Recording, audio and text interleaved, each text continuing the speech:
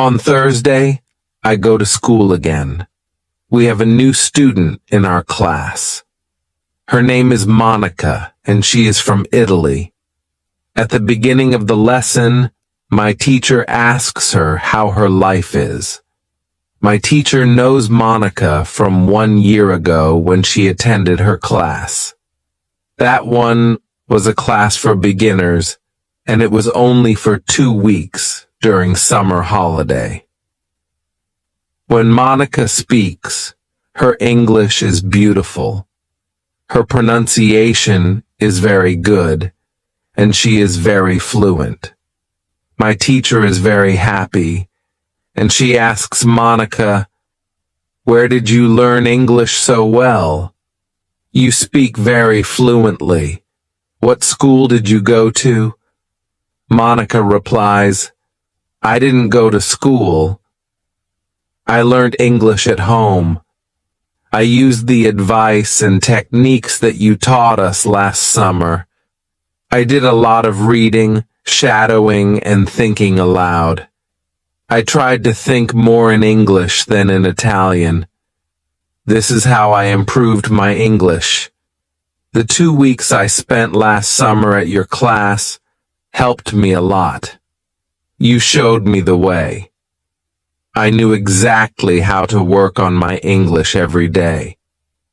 That's why I wanted to go to your class again, because 1 year ago, I was a beginner, and now I can speak English. I want to learn from you again." My teacher is very happy when she hears these words. She thanks Monica for sharing her experience. It is all very interesting for me. I already know about the importance of reading. I also know the shadowing technique. But Monica also mentions thinking aloud. I don't know what it is. So I ask our teacher, what is thinking aloud? Our teacher says, it is a very simple and powerful technique. But you have to have a strong motivation to learn English if you want to benefit from this technique. It is also good to know that for some people, this technique is a little bit crazy. However, when you start to think aloud, your English can improve very fast. I say, I have a strong motivation. I don't care if the technique is crazy. If it helps, I want to learn it. Can you teach us this technique? Okay. It is actually very simple. You usually think in your native language all day, every day. It is normal. Now, you can start to think in English instead of your native language. And when you start thinking in English, then you can think aloud. It means that you actually say aloud what you think. It is all. I say, it looks very simple. You said that it is a powerful technique. Why is it powerful? Our teacher says, maybe you can ask Monica. She has used this technique for a year. Maybe she can tell us what she has found out about this technique. Then our teacher asks Monica if she is willing to speak about her experience with thinking aloud. It is no problem for Monica. She says, when I started with this technique, it wasn't easy. I started with very simple sentences. For example, I can speak English. It is good that I can speak English. I want to be better. I need to practice every day. I don't know many words, but I can use these words well. I can express my ideas with these words. I can do this. This is great. The sentences were really simple. I realized that sentences that I thought in Italian were long and complicated. I wasn't able to say in English exactly what I was saying in Italian. I had to find a simpler form. To think in simple English was the hardest part. But after some time I got used to it. Then it was normal for me to think in English. Then something interesting happened. I met a man from Australia. He was on holiday in Italy. I was still a beginner, but we started to speak English. I could see that I was able to speak with him without big problems. My sentences were still simple and short, but because I said them many times before when I was thinking aloud, I was able to speak. I didn't have to translate in my head from Italian to English, as I did before using this technique. After the meeting with the man from Australia, I started to use thinking aloud even more. This technique helped me a lot. It improved my ability to express my ideas very much. I still use it every day. It is really a powerful technique. Our teacher thanks Monica for sharing her experience with thinking aloud. I decide to use this technique because I also want to be better at speaking. When you want to speak English fluently, think aloud. How to learn grammar. After school, I go to the cafe where my job training starts. I don't know what to expect. I have never worked at a cafe. I am not sure if I can do this job. When I come to the cafe, I am very surprised. It is a modern cafe, which sells coffee, tea, and also chocolate cakes and sandwiches. And my boss is only 25 years old, but she has been working at the cafe for more than 2 years. She has a lot of experience, and she knows everything perfectly. She shows me how to prepare coffee, how to wash the dishes, and how to deal with customers. It is all new for me. I remember only about 20% of what she is telling me. But then, she lets me do the work, and she corrects me when I make a mistake. She is very friendly, and I learn fast. After the first day at work, I am very tired. I had to learn many new things, but I am happy that I have a job. The next day is Friday, and I go to school again. One student asks an interesting question. Sometimes when I speak, I'm not sure if I speak correctly. I'm not sure if I use correct grammar.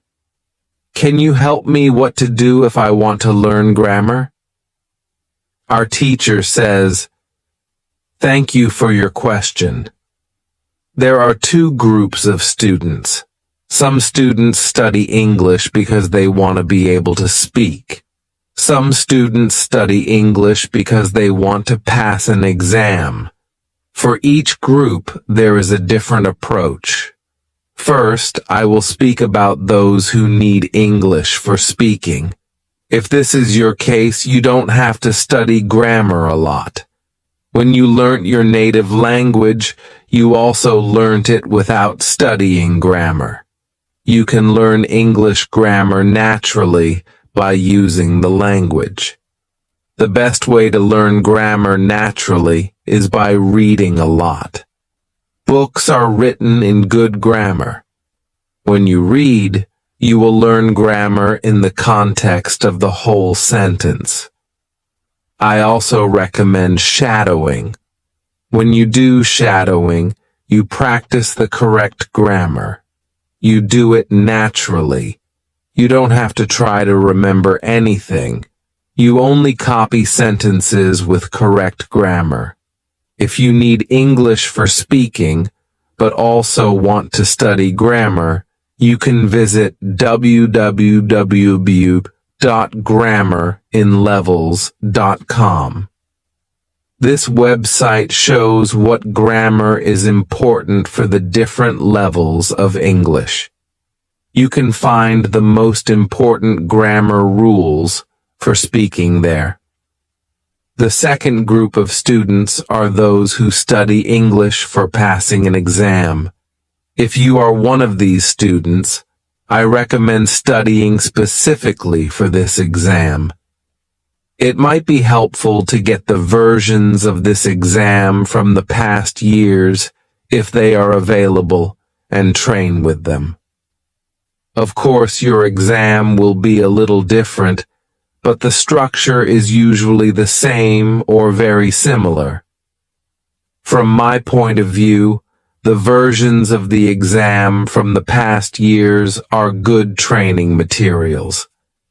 Then, I recommend going to the exam only when your results in the training materials are such that you could pass the exam successfully. Did I answer your question? Yes, thank you, says the student. This is good news. I don't like studying grammar. I learn English because I want to be able to speak. I don't need to pass any exam. I am happy that I don't have to study grammar much. I like reading, and I am happy that I can learn grammar by reading books. After the lesson, I go to the website www.grammerinlevels.com. It is really a nice website. There are grammar rules with examples for each level. They have 3 levels. These levels are 1,000, 2,000, and 3,000 words. In the afternoon, I go to my work. It is my second day, and I can already do a lot of things by myself, but my boss helps me whenever I need it. I see that my work is not very difficult. Also, I can practice English when I speak to our customers. When you want to have good grammar, read a lot. How to test your English. It is Monday again, and I go to my school. Our teacher asks us what we did during the weekend. I say that I was at work on Saturday. I say that I can already do my work quite well. I say that I am happy when I can speak to our customers. When I speak, one of the girls in the class asks me, "What happened to your voice? You sound very different from what we heard last week. Your pronunciation is very good." I smile and I say, "Thank you. I tried to do shadowing on Saturday evening after my work, and for all of Sunday. I tried to speak like a native speaker. I know that it is still not perfect, but I also noticed a big change in my pronunciation." Our teacher asks if anybody else tried to practice shadowing. 3 students raise their hands. One of them is the student from South Korea. He also likes this technique. One student says that she tried the technique, but her mouth hurt a lot after 5 minutes of shadowing, and she had to stop. She also says that she wasn't always able to repeat everything. Sometimes it was hard for her to keep up with the speed of the recording. Our teacher says, "Thank you for trying out this technique. If you do shadowing for the first time and your mouth hurts after 5 minutes, it means that you are doing it correctly. Your muscles need to be trained to this new way of speaking. It is like going to the gym for the first time. Your muscles can hurt if they are not trained. If your mouth's muscles hurt, you can take a break after 5 minutes and continue a bit later. With every 5 minutes of practice, your pronunciation should be a little bit better." Shadowing has also other advantages. You practice the correct pronunciation in English, and you also practice other things such as intonation, rhythm, and connecting words in whole sentences. I know that at the beginning the recording can sometimes be too fast. If this happens, you can repeat only the first or the last word in the sentence. With practice, you will be able to repeat more. I agree that it is true. On Saturday, when I started with shadowing, it was quite difficult for me. Yet by Sunday evening, it was quite easy to repeat what I heard. Then I have a question for our teacher. I tell her that I looked at www.grammarinlevels.com. The website is interesting, but I don't know what level is for me because I don't know how many words I know in English. Our teacher asks other students if they know how many words they know in English. It is interesting to see that nobody knows. We know that we are intermediate students, but we don't know how many words we know. Our teacher says, there is a website for people who study foreign languages.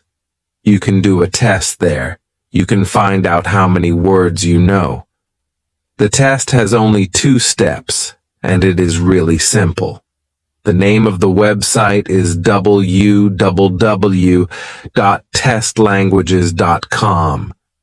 You can do the test every month and you can see how much you improved during that month. If you want, you can now take out your smartphones and you can go to that website and do the test. I want to know how many words I know. I do the test immediately. I see that I know 2,100 words in English. Most of the students know between 2,000 and 2,200 words. Only Monica and the boy from South Korea know 2,500 words. Our teacher says, so, you can see that when you go to www.grammarinlevels.com, you should already know grammar from level 1 and level 2. You can start using grammar from level 3 because level 3 is for students who know between 2,000 and 2,000 and 3,000 words. Test your progress every month. How to handle mistakes. On Tuesday, I go to school again. One student asks our teacher an interesting question. She says, I would like to practice speaking with people around me, but I am afraid of making mistakes. I don't want to look stupid. Can you help me? Our teacher says, making mistakes is a very interesting topic. There are a lot of opinions on it. I want to show you what I believe is the best approach. I have a lot of experience with this because I also learnt new languages. I still continue doing it. For example, now I am learning Spanish. When I speak Spanish, I don't care if I make mistakes or not. The reason why I don't care about mistakes is simple. When I learnt my native language, I didn't care about making mistakes either. So why should I care now? My main goal when I use any language is to express my ideas. That is all. I know that when I read a lot, speak, and do shadowing, my Spanish will be better and better. I know that this can sound incredibly simple, but it is my opinion. This is what I have found after many years of both teaching and learning languages. It works very well for me and many of my students. When I speak, I only concentrate on speaking. At the moment, I know 1,500 words in Spanish. It is the level of a 2-year-old child. 2-year-old children make a lot of mistakes when they speak, but they don't care about their mistakes. They continue using their native language, and when they are 3 years old, they make very few mistakes, and when they are 4 years old, they already speak very well, with hardly making any mistakes. You should have the same attitude. Now, most of you know about 2,000 words, so it is absolutely okay to make mistakes time to time. When you continue using English, there will be fewer and fewer mistakes in your speaking. It is not possible to get better without making mistakes. When you practice English, it is okay not to be perfect. Perfection comes with practice. Anybody who started to learn English started from the beginning, from the same level, which is level 0. Learning languages is like learning to play a musical instrument. It needs to be trained. When you start your training, it is not perfect at first, and you make mistakes. It is normal. Take it as a necessary part of your learning process. If you didn't go through this period of making mistakes, you could not get to higher levels. By continuing to do what you want to learn, the mistakes are gradually being eliminated. If you want to make fewer and fewer mistakes, do a lot of reading and shadowing. When you read, you can read aloud. It can also help you make fewer mistakes. In real conversations, care only about exchanging ideas. Don't care about making mistakes. When you speak, you practice changing your thoughts into words. You don't learn grammar or words. You have other activities for that. Don't worry. Everybody who learns a foreign language makes mistakes from time to time. Even famous people, bosses of big companies or politicians. When you listen to these people on TV, you see that they don't care about mistakes. They care about what is important, and that is expressing their ideas. You should do the same. Does it make sense? The girl says, yes, thank you. If you don't want to make mistakes, do a lot of reading and shadowing. How to remember words. On Wednesday, I go to school again. At the beginning of the lesson, one student says, I started to read more. I feel that it is good for me. I can see how my grammar is better, but I have a problem. When I read, I look up a new word in a dictionary. Then I continue reading.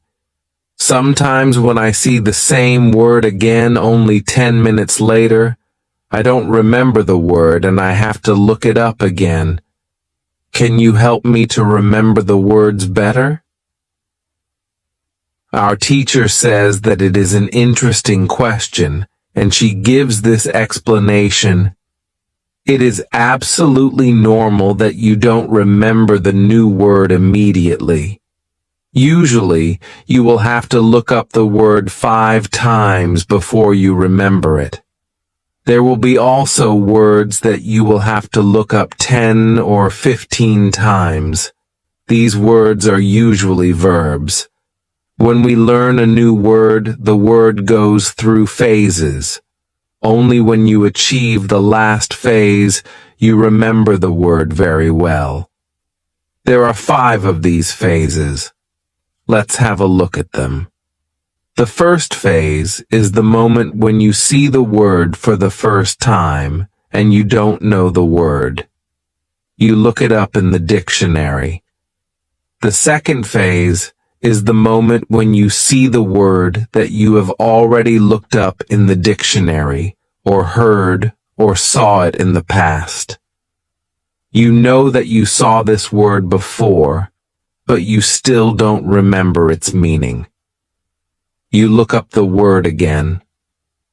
The third phase is the moment when you see the word again and you feel what it could mean, but you are not sure.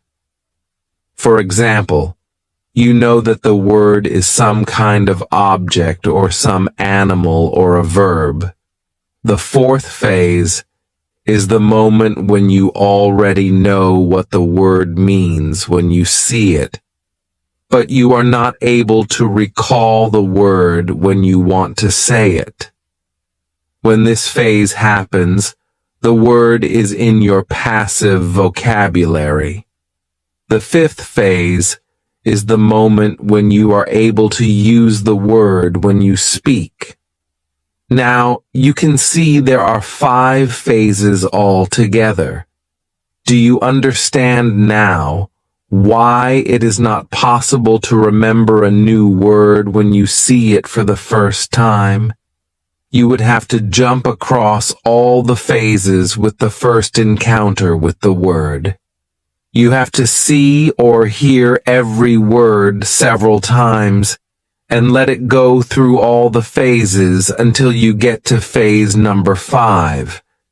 You can be happy not only when you learn a new word perfectly, but also when you get from one phase to the other. When it happens, you are closer to the final goal, and it is to use the word without problems in everyday communication. All of this is interesting to me. I didn't know about these phases, but it is all logical.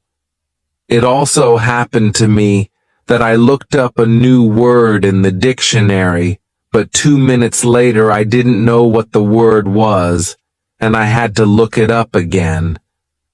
I felt stupid that I didn't remember the word. Now, I know that it is absolutely okay not to remember the word forever when I see it for the first time. I need several encounters with the word before I can use the word well. After school, I go to my football training. Our coach tells us that there will be a match on Saturday. The school team will play against another school team from Cambridge. Our coach tells me to come and play for the school team. I am very happy, and I am looking forward to the Saturday match.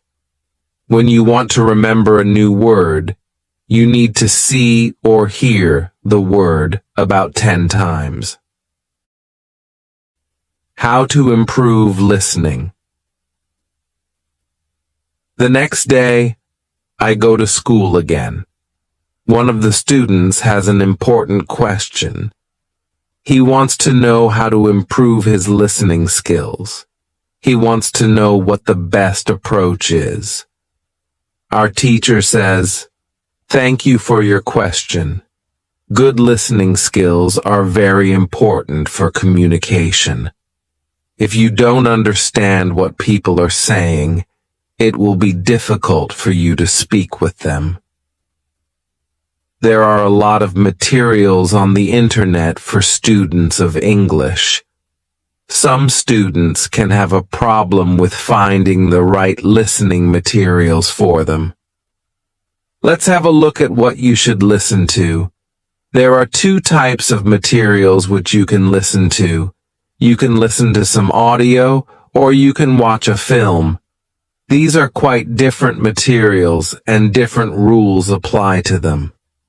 When you listen to some audio, you should know 95% of the words or more. If the audio has a lot of new words, read the text first if possible, and make sure you know all the words. When you practice listening, you practice getting information from a spoken language. You don't try to learn new words. Of course, sometimes you can learn new words, but it is not the main goal. When you listen, concentrate on getting information from spoken English. It is important to use materials at your level of English. For example, you can use books in simplified English, which contain an audio recording. I really recommend these books to you.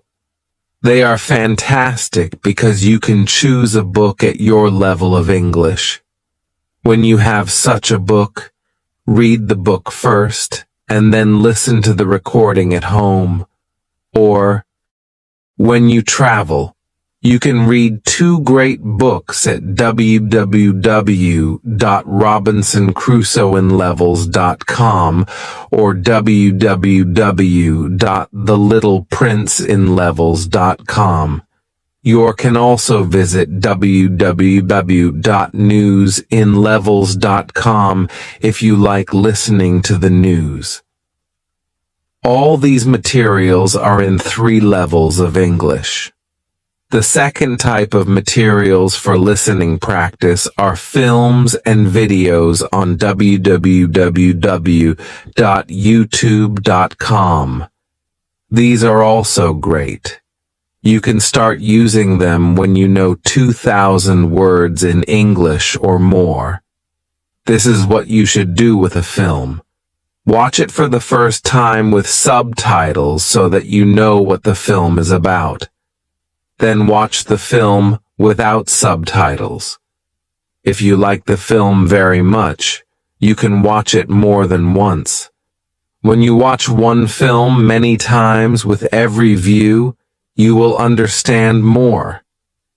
It is also good to watch videos on the internet about interesting subjects. For example, if you like nature, you can watch documentaries about nature. You can also watch reality shows. Reality shows are much easier to understand than films or documentaries because the structure of the show is usually the same. It is necessary to have at least 30 minutes a day of listening. The more you listen, the faster you will understand more words. When listening, you should always look at what you already understand, even if it is just 10% at the beginning.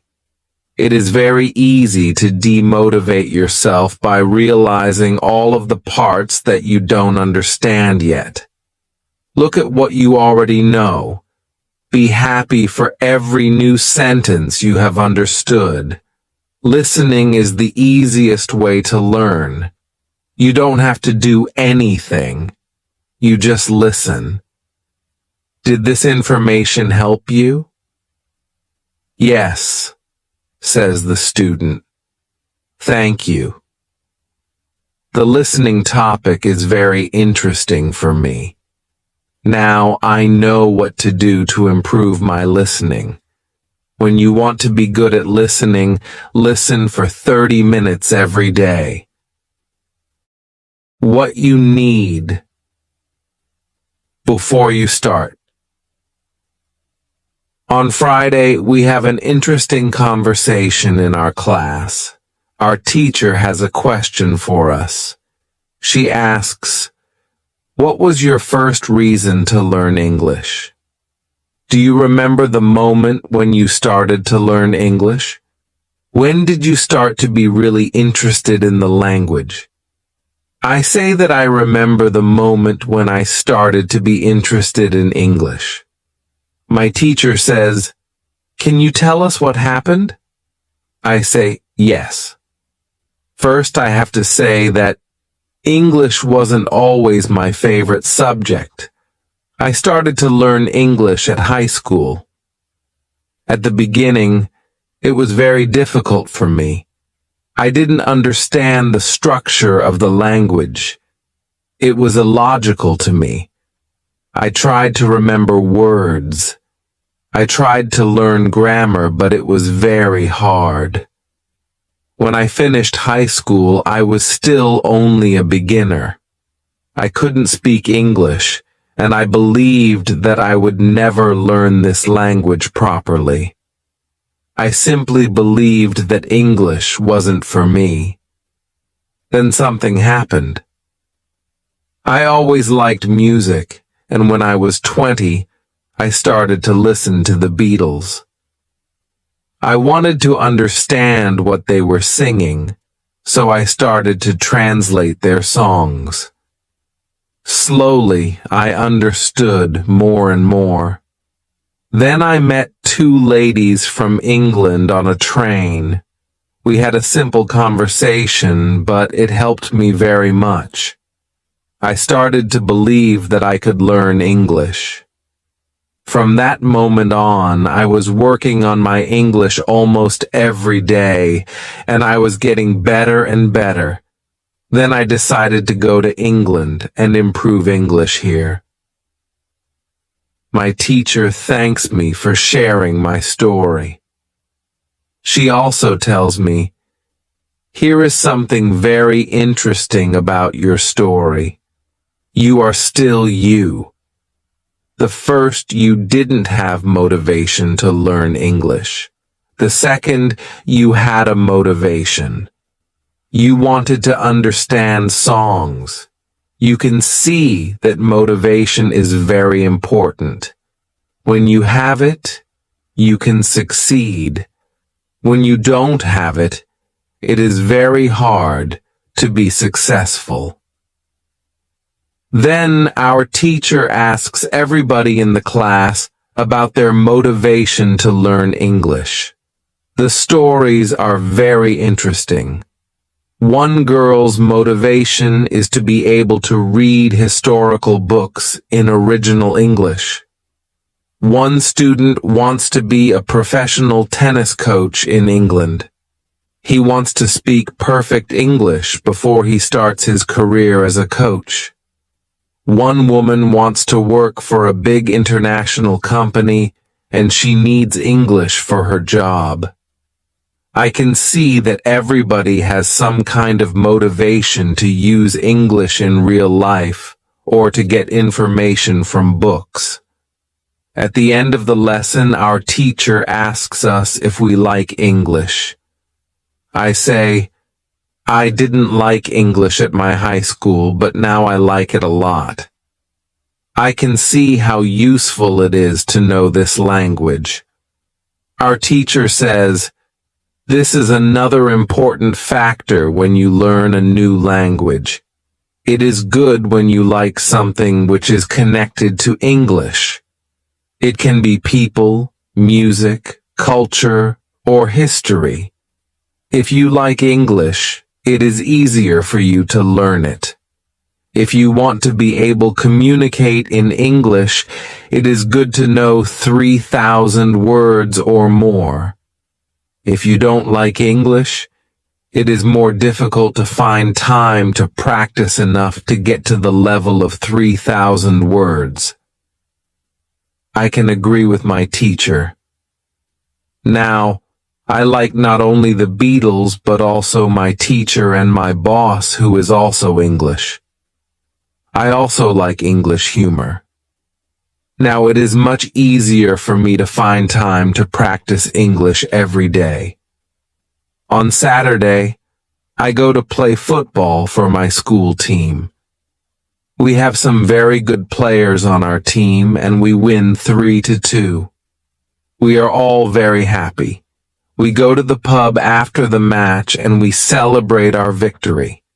When you want to learn English, you need to have motivation to use English every day.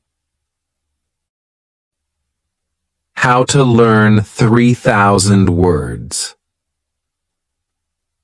During the next lesson, one of the students asks our teacher this question: "You told us that it is good to know 3,000 words. Where can I find these 3,000 words that are the most important for me to learn?" My teacher replies, "You can Google a list of the 3,000 most frequent words in English, but such a list will not help you much. When you start to learn words from this list, you will learn words outside the context. You will learn the words that are not connected with any story. You will not learn what other words are connected with these words in sentences. You will learn them in your short-term memory. This system works only for some words. These are basic words which describe things and people around us.